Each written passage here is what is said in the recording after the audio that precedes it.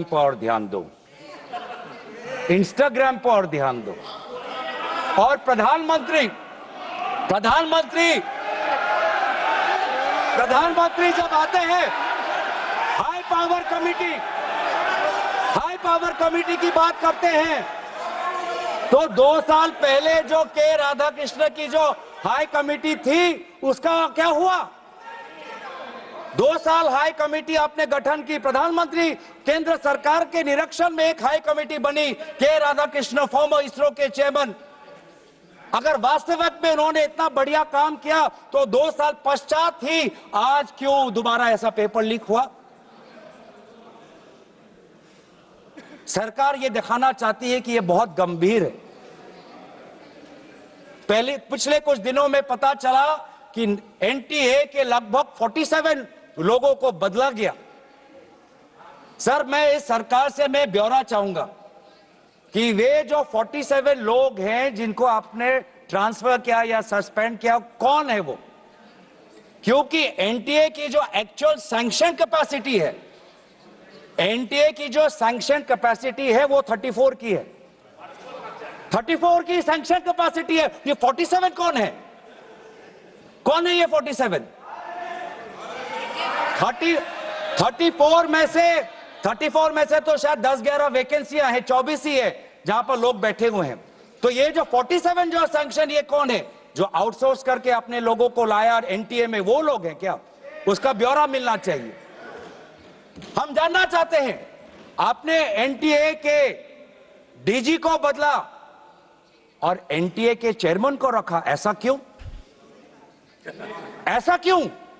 आपको एनटीए के डीजी पर विश्वास नहीं, आपने मान लिया कि शिक्षा मंत्री धर्मेंद्र प्रधान जी का इस्तीफा होना चाहिए, आपने ये भी मान लिया, तो आपको एनटीए के चेयरमैन पे इतना विश्वास क्यों? ये हम जानना चाहते हैं।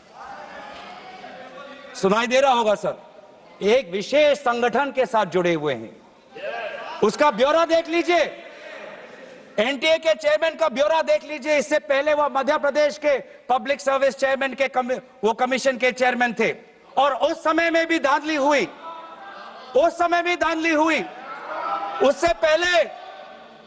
उससे पहले वो छत्तीसगढ़ में भी पब्लिक सर्विस कमीशन में चेयरमैन थे, उस समय में भी धांधली हुई।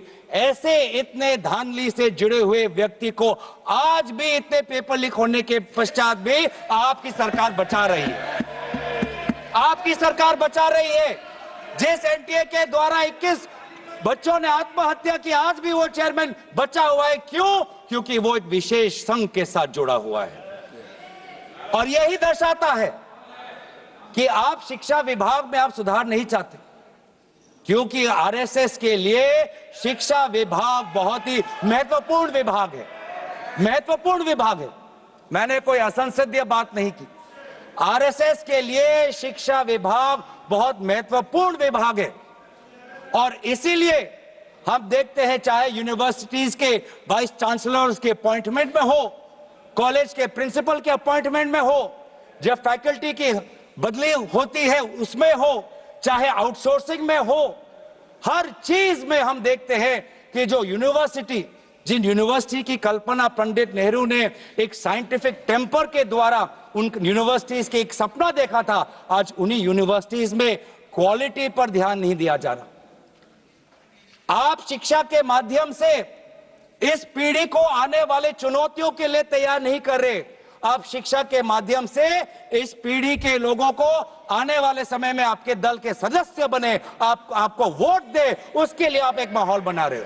यह है आपके लिए शिक्षा का उद्देश्य, यह है शिक्षा का उद्देश्य। और हमने देखा कि वे जो संस्थाएं, चाहे वो आईआईटी हो, चाहे जेएनयू हो, चाहे डीयू हो, देश भर से माता पिता अपने बच्चों को बोल रहे कि जाओ दिल्ली जाओ, अगर दिल्ली नहीं जा सकते तो बॉम्बे जाओ, बिहार में जाओ, लेकिन धरना प्रदर्शन करो। आज शिक्षा की बात है, आपको अपना भविष्य आपको बचाना है। मैं नहीं जा सकता पर मेरी आशीर्वाद तुम्हारे साथ है। एक मां ने एक आशीर्वाद के साथ अपने बेटी को भेजा, एक बाप ने अपने बेटे के पीठ पे थपथपाकर उसको जंतर मंतर पे भेजा, और डीयू, आईआईटी, जेएनयू कहती है आप मत जाओ।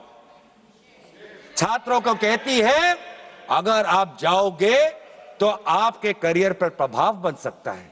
ये है शिक्षा की संस्थाएं। ऐसे हम आने वाले चुनौतियों के लिए हम भारत का निर्माण करेंगे, अपने युवाओं को हम उनको ताकत देंगे। इसीलिए अगर एक बात इस पूरे घटनाक्रम से निकलती है वो ये है कि आज शिक्षा में ये इस बिल से, जिसमें आपने पेनल्टीज बढ़ा दिए, पनिशमेंट बढ़ा दिए, इससे हमारा शिक्षा विभाग नहीं सुधरेगा। राहुल गांधी जी बार बार कहा कि धर्मेंद्र प्रधान जी सिर्फ एक मुखौटा है आपके शिक्षा विभाग का। आपकी शिक्षा के प्रति जो आपकी जो नीति है वो सिर्फ उसका एक चिन्ह है, एक सिंबल है। उनके हटने से भी शिक्षा में सुधार आएगा। आज भी ना बच्चों को विश्वास आता है इस बात पर, ना हमें इस बात पर विश्वास है। लेकिन इसके पश्चात भी आज शिक्षा पर बातचीत हो रही है, आज शिक्षा को लेकर धरना हो रहा है, आज शिक्षा को लेकर जंतर मंतर में हजारों की तादाद पर लोग इकट्ठित हुए। आज शिक्षा के विषय पर सारे दल संगठन सबने अपने अपने प्रदेशों में, चाहे महाराष्ट्र में हो, चाहे यूपी में हो, चाहे बिहार में हो, चाहे पश्चिम बंगाल में हो, चाहे या असम में हो, सब जगह विभिन्न राजनीतिक दल संगठन और इन दल संगठन से अलग सारे युवा सड़क पे आ गए। सबने अपने शिक्षा की मांग की। और क्यों मांग की? उनके दुख को पहले हमें समझना चाहिए, उनके पीड़ा को हमको समझना चाहिए, वो उनके अंदर जो नाराजगी है उस बात को हमें समझना चाहिए। नहीं तो किसी का इतना साहस नहीं कि सड़क पे आके गर्मी बारिश, सड़क पे सोना, पुलिस की लाठी खाना, दिन दिन भूख हड़ताल पे रहना, सबकी इतनी साहस नहीं है। ये साहस कहां से आता है? ये साहस आता है उस दर्द से, जिस दर्द में अपने भविष्य को लेकर वो विवश हैं, जिस दर्द में अपने देश के भविष्य को लेकर वो विवश है, जिस दर्द को वो आज के समाज में उसको व्यक्त भी नहीं कर सकते, सरकार से सवाल भी नहीं पूछ सकते। और बहुत ही बढ़िया एक व्यक्ति ने इस पूरे जो दर्द है, इस दर्द के बारे में बात करते हुए गोपाल दास नीरज के गीत की बात करता है। वो व्यक्ति जिस व्यक्ति से राहुल गांधी जी मिलने गए, उसने कहा, उसने हमें याद दिलाया कि नीरज की वो पंक्तियां, स्वप्न झरे फूल से मीत